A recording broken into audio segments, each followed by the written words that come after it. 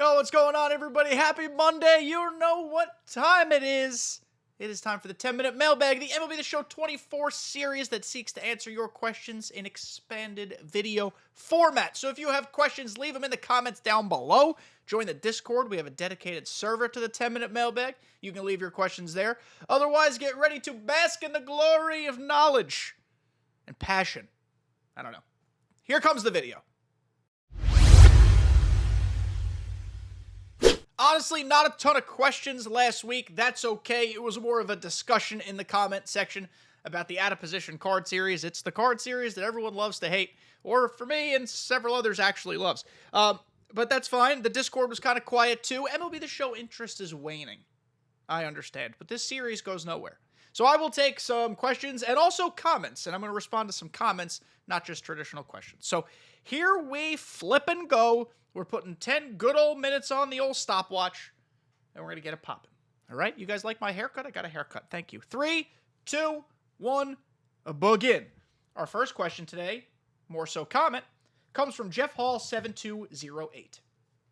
Can't believe they stole card concepts from EA for back-to-back team affinities. Okay, so Jeff is referring to the out-of-position series, which you're seeing on my screen here, which Madden does. I believe 2K does it too.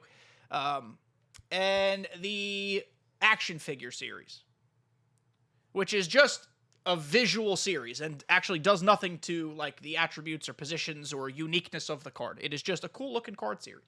In my opinion, it looks better than what EA does. So I just wanted to address this comment, not because there's anything wrong with it. I think the word stole is a little aggressive. I would use inspired by, potentially. Listen, there is no, like, IP on its intellectual property, for those who don't know what that means. And like, ownership of these designs. If there were, they wouldn't have taken these designs. They have legal teams that go over this stuff. So, I mean, is it something certainly borrowed from somebody else, or as I said, inspired by? Sure, yeah. EA did it first. That's fine. It's a card art. It doesn't matter. It just looks cool. Now, the out-of-position stuff is more conceptual than it is card art, or it's both, but it's conceptual. Listen, we're playing sports games, and maybe this is stupid of me to say, but how many different creative ways or things can we do with athletes? Like, you can play within the confines of your sport, or you could do a little crazy thing like playing out of position, and that's essentially as out of the confinements you can get.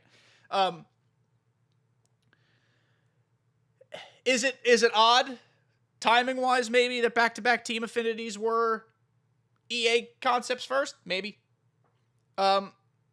We also, and I don't know this for a fact, I'm not saying this is a fact, but I'm just theorizing, it's significantly possible, or significantly, I don't know what's the word I was trying to say. It's possible, we do this live here, that someone who used to work at EA now works at SDS and had a hand in doing this. It's possible. It's a video game world. It's a small world. So it could have happened that way. I don't have a problem with it.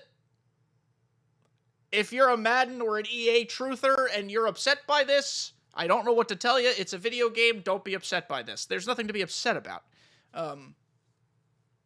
If you're upset at the card series if you're, like, for example, a lot of people don't like out of position because they think it's too gimmicky and not traditional, whatever. I don't agree with you, but if you don't like it for that reason, at least that's a reason. If you don't like it because Madden did it first, that's a shit reason. That's not a good reason. So, just wanted to address that comment. I'm not saying you're saying that. I'm just putting that out in the ether. Your comment was interesting, and we just talked about it. So, Jeff, thank you for listening and watching and commenting and doing other stuff. Next question today is actually 2 questions. Double banger from Hobie Collins. I've been playing a while and still struggle hitting. Any tips? And 2, what do you think they could add next year to make the game the best it could possibly be? I'm going to start there. I think it's less adding and more subtracting. We have to subtract sets and seasons from the plane of existence and just go back to the regular way it used to work. We could just go back to a regular power creep. I think enough proof is in the pudding here that people don't like their cards going away. They don't like restarting at 89s every season or whatever the number is. even though this past season wasn't 89. I get it. I on the surface, like the idea of it because release night is one of my favorite nights every year. More release nights, in theory, was going to be more fun. It just didn't really work that way. It got repetitive. It got stale. People... Again, this doesn't bother me because I play the game so much anyway, but people who grinded their hard-earned hours of free time for a card and then lost it at the reset of a season were upset, and I see their point entirely. I'm just saying from my perspective, I play the game quite a bit, so it doesn't bother me. But for people who don't have a lot of time, they want to use the cards they unlock, and they should have every right to. So I think sets and seasons should go away. And of course, new Legends is always going to be the hot topic. New Legends will make the game a lot more fun because there'll be more depth. And we need a new online game mode. I don't know what that is. I don't know what that looks like. I don't know if it means taking something away or simply adding something on top of it. But we need a new online game mode. And for hitting tips, I don't know what I was going to do there, but we'll just keep staring at this lineup I got. Look at how pretty my lineup is. For hitting tips, patience is the biggest thing I think that could take you from an average to below average hitter to like someone who could do damage. You don't have to swing at every pitch in the zone. You don't have to swing at every pitch thrown. If it's early in the count, pick one location. If I get a pitch here, I am killing it. You could be even more specific and be like, if I get a fastball here, if I get a sinker here, if I get a cutter here, I'm crushing it. Otherwise, I am not swinging. And then, of course, with 2 strikes, you fight your battle. Doing that will inevitably lead to more balls taken. It'll lead to higher pitch counts for pitchers. It'll lead to more mistakes by pitchers. And it will just help you see the ball and like recognize sequencing better. Because if you start picking up patterns because you're sitting in one spot and it's not getting there and like, oh, at 2-0 he comes here. But on a clean count, oh no, he doesn't. That's how you start manipulating what your opponent's doing and kind of setting them up to give you what you crush. I have found I enjoy with left-handed batters, I like sitting low and away. I like being able to push the ball the opposite field. With righty batters, I sit inside. Not high or low, just inside. I feel like that's the meta. People pitch lefties away, they pitch righties in. I don't know why. I suppose... I don't know, actually, because more righty pitchers and righty pitchers, whatever. But that's how I sit. That's how I go about playing offense. That might work for you. Give it a try. If it doesn't, change it up and do what works for you. My hitting preferences are not the same as everybody else's, but how I've found success is trying to be patient. It's hard to do sometimes. You get swing happy. But sitting low and away for lefties, inside for righties, and not missing my pitches when they're in that location. So that's how I offer help. So thank you, Hobie, for your questions. I hope that makes you a better player. Lastly, from Sports Ball Fan, not necessarily a specific MLB The Show question, but of course it's related to it. How many of y'all are planning or considering getting the PS5 Pro when it releases? I'm thinking about it. I'm getting married next month, so money isn't exactly growing on trees. But it depends on... Obviously, it's going to have performance upgrades over the PS5. Otherwise, why release the damn thing? To make money. But I need to know what those performance enhancements do for specifically MLB The Show, because that's the only game I really play where performance matters. I care about story and gameplay in other games. I don't care about, true performance and power and things like that unless I'm playing MLB The Show, because it's the only game that requires, super timing input on my end. It also depends on the price tag, like I said.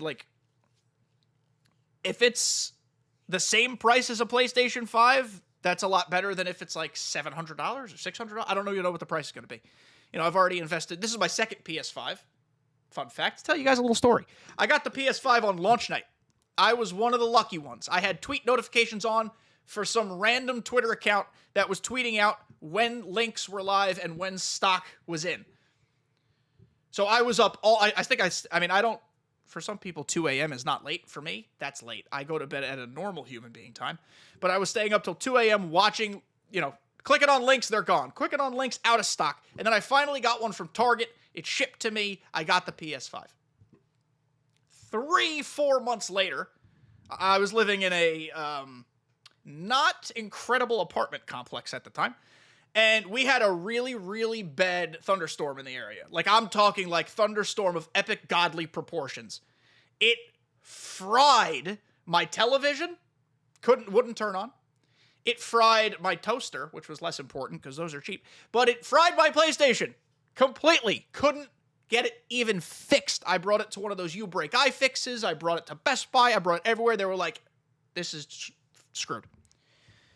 So I sold the fried PlayStation 5 on eBay, specifically saying, doesn't work. Here's what happened. If you could fix it, it's yours.